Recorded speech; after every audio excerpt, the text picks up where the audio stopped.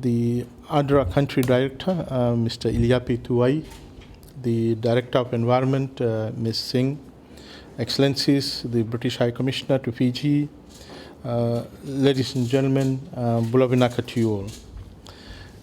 Ladies and gentlemen, as we all are busy fighting against the COVID-19 pandemic, we need to be alert on the impact of the pandemic not only on humans, but also on our environment and natural resources. This is because as the pandemic is taking its toll on the low-income households, it is pushing more and more of the affected households to rely on our environment and natural resources for their survival. The concern is that this sudden rush by a large number of households could lead to unsustainable harvest of our natural resources, thus compromising on the quality of life of future generations.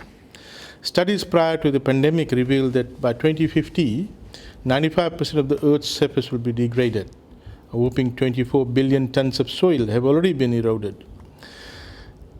It was only a fortnight ago that our ministry joined the global partners, rallying the cry to heal our planet as a part of the World Environment Day celebrations.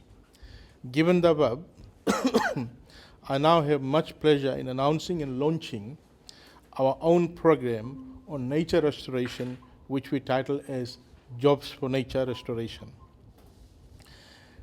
This is a unique program as it is. It is rolled out at a time when our rural communities need support to their livelihood the most. It will divert these rural communities from unsustainable practices amongst our environment to be the guardians of our environment and natural resources. It will mobilize rural communities to form groups and be champions of nature restoration. Ladies and gentlemen, this program achieves multiple objectives by allocating a small amount of resource.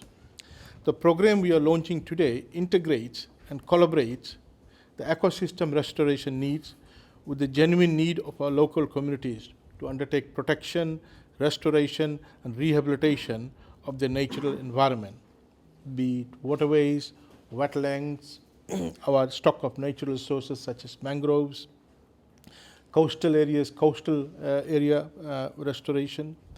It is the ministry's effort and hope that this program, Jobs for Nature, will help and assist communities revitalize, restore, and rebuild through nature-based employment and, of course, stimulate our economy as we fight and win over this pandemic that we are facing.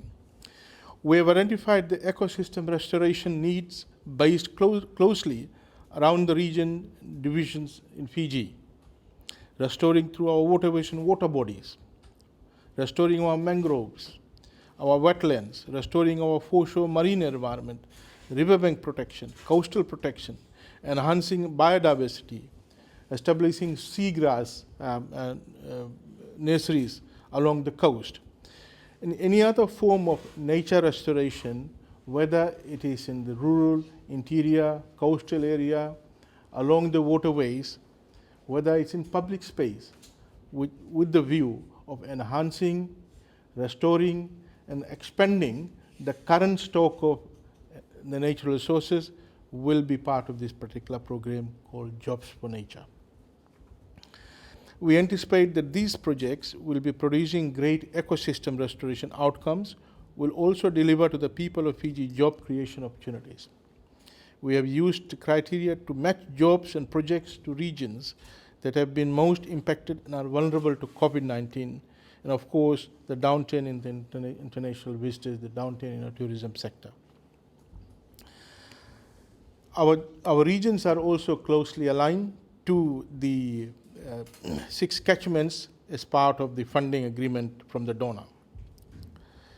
The Jobs for Nature Rehabilitation Program, Phase 1, has a total budget of Fijian $150,000.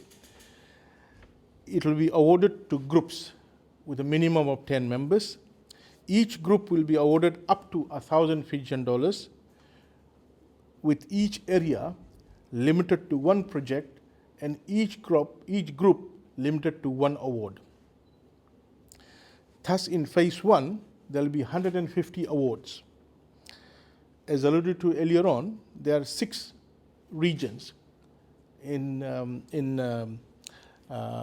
environment and waterways terminology. We call it catchments. So these 150 awards are distributed amongst this catchment, so that every catchment, the awards are provided to. So for example, in Ba catchment, there are 42 awards. In Tunaloa catchment, there are 15 awards. In the Lambasa catchment, there are 18 awards. In the Tuva catchment, there are 30 awards. In the Rewa Waindina catchment, there are 37 awards. Wunivia catchment, there are 8 awards. Now, groups from each of these catchments should lodge their application at their nearest environment or agriculture office. Each group should be no less than 10 members. Each group will be eligible for 1 award. Selected groups will be provided with an advance of 25%, which is $250, once their proposal is accepted and registered. So once the proposal is accepted and registered, the group will be provided with an advance of $250 from our partner ADRA, through our partner ADRA. So we are very excited that we have got this wide coverage in Fiji by providing quota of awards to each of these 6 regions. So each of these 6 regions, there is a quota, and the quota number, for example, Ba is 42, Tunaloa is 15, Lambasa is 18, Tuva is 30, Rewa Waindina is 37, Wunivia is 8. The quota number is based on the size of the catchment, the area, geographical, and the number of households and population. So based on that, the 3 proxies were used to distribute the 150 awards. So the largest catchment is Ba, so it has got 42 awards. So we're looking at 42 groups to participate, meaning that not 21 groups asking for 2 awards or 2 projects. So we're distributing amongst the communities. So we are urging that as many communities participate. Now, of course, it's on the first come first serve basis. So we're opening up now. They can start applying. Application should be made on a prescribed form with a covering letter providing the following information: group details, area details, and project details with photographic evidence. So there will be a covering letter and the form, which they will pick up from the nearest agriculture or environment office. Agriculture ministry is supporting this, but this is a Ministry of Environment project. Also, they can download, those who have access to data, internet, they can download the form, which will be available from this afternoon from the Ministry of Environment homepage.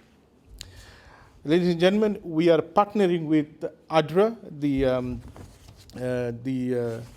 our NGO. We are very pleased to note that ADRA has agreed to partner with us. ADRA has undertaken numerous work in the area of agriculture, environment, social programs, and ADRA is a tried and tested NGO, and we want to thank ADRA as being a very reliable partner. And ADRA will be the one who will be making the payments via the Ministry of Environment. So I want to sincerely thank the presence of the Country Director Ilyapi Tuai here today. I also want to thank, of course, my own other ministry, Ministry of Agriculture, who would be assisting the Ministry of Environment to facilitate the transfer of the application forms to the Ministry of Environment. They will not be processing, they will not be vetting, they will, because they have got a larger number of offices and they are closer to the catchments, whereas Environment has a limited number of offices, they have agreed to assist in facilitating the award of forms, printing and giving out the forms, also receiving applications and immediately scanning and emailing it to the head office, the environment office here. So I want to thank the Agriculture Ministry for facilitating that. So ladies and gentlemen, I'm very excited. We all are very excited. Team Environment is very excited in launching this first ever Jobs for Nature program.